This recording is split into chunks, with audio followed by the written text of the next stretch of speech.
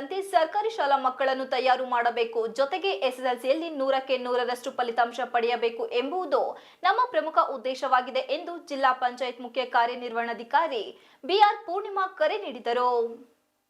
ನಗರದ ಜಿಲ್ಲಾ ಕನ್ನಡ ಸಾಹಿತ್ಯ ಪರಿಷತ್ತು ಭವನದಲ್ಲಿ ಜಿಲ್ಲಾ ಪಂಚಾಯತ್, ಶಾಲಾ ಶಿಕ್ಷಣ ಇಲಾಖೆ ಮತ್ತು ಜಿಲ್ಲಾ ಖಾಸಗಿ ಅನುದಾನಿತ ಪ್ರೌಢಶಾಲಾ ಮತ್ತು ಸಂಯುಕ್ತ ಪದವಿ ಪೂರ್ವ ಕಾಲೇಜು ನೌಕರರ ಸಂಘ ಇವರ ಸಹಯೋಗದಲ್ಲಿ ಶುಕ್ರವಾರದಂದು ಬೆಳಗ್ಗೆ ಹಮ್ಮಿಕೊಳ್ಳಲಾಗಿದ್ದ ಎಸ್ಎಸ್ಎಲ್ಸಿ ಫಲಿತಾಂಶ ಸುಧಾರಣಾ ಕಾರ್ಯಾಗಾರ ಹಾಗೂ ನಿವೃತ್ತ ನೌಕರರಿಗೆ ಸನ್ಮಾನ ಸಮಾರಂಭದಲ್ಲಿ ಭಾಗವಹಿಸಿ ಮಾತನಾಡಿದ ಅವರು, ಶಾಲೆ ಬಿಟ್ಟ ಮಕ್ಕಳಿದ್ದರೆ, ಸರಿಯಾಗಿ ಶಾಲೆಗೆ ಬಾರದ ಮಕ್ಕಳು ಕಂಡು ಬಂದರೆ ಅಂತವರ ಮನೆಗೆ ಹೋಗಿ ಅವರ ಪೋಷಕರಿಗೆ ತಿಳುವಳಿಕೆ ನೀಡುವುದು, ಮಕ್ಕಳು ಓದುವುದಕ್ಕೆ ಕಾಲಾವಕಾಶ ಮಾಡಿಕೊಡುವುದು, ಎಲ್ಲಾ ಮಕ್ಕಳಿಗೆ ಮತ್ತು ಪೋಷಕರಿಗೆ ಪತ್ರ ಬರೆದು ಅವರಿಗೆ ಒಂದು ಭರವಸೆ ಬರುವಂತೆ ಮಾಡಬೇಕು. ಮಕ್ಕಳು ಹೆಚ್ಚು ಗಣಿತ ಮತ್ತು ವಿಜ್ಞಾನದಲ್ಲಿ ಫೇಲ್ ಆಗುತ್ತಿದ್ದಾರೆ.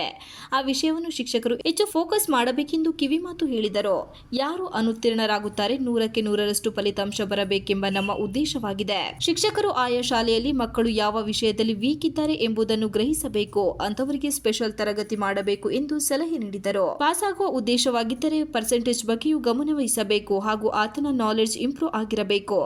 ನಾಮಕಾವಸ್ಥೆಯಾಗಿ ಪಾಸಾದರೆ ಯಾವ ಉಪಯೋಗವಿಲ್ಲ. ಪ್ರಸ್ತುತದ ಸ್ಪರ್ಧಾತ್ಮಕ ಯುಗದಲ್ಲಿ ಮಕ್ಕಳನ್ನು ಸಿದ್ಧಪಡಿಸಬೇಕಾಗಿದೆ.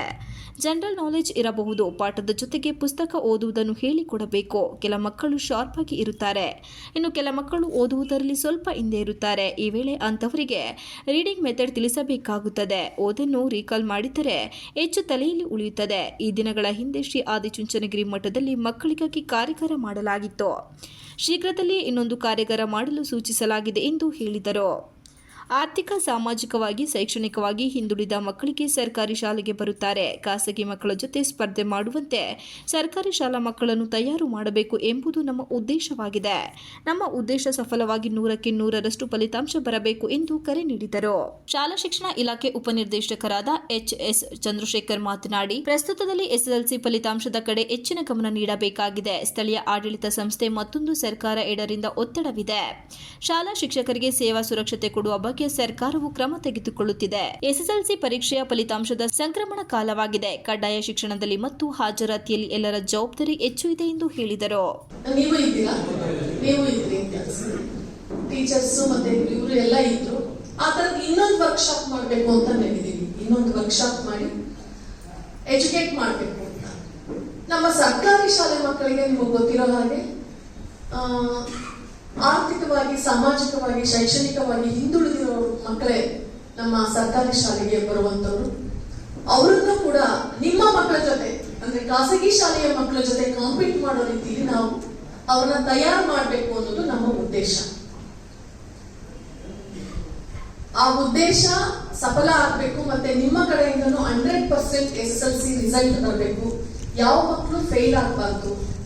ಮತ್ತೆ ಯಾರು 40% ಇದ್ದಾರೆ, ಅವ್ರು 60%, 60 ಇರೋರು 80%, 80 ಇರೋರನ್ನ ನಾವು 95, 100% ಅಂತ ತಗೊಂಡು ಹೋಗೋದು ನಮ್ಮ ಉದ್ದೇಶ ಆಗಿದೆ.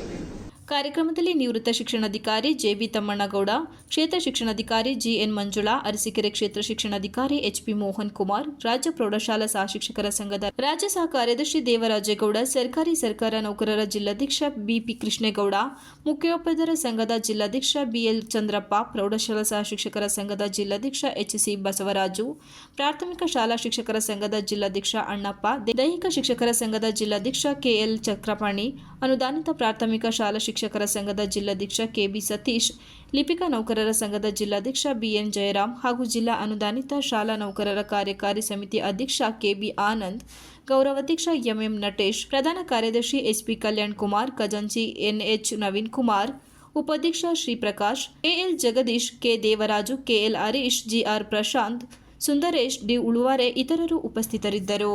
Srinivas, TV 46 Malenadu news, Hassan.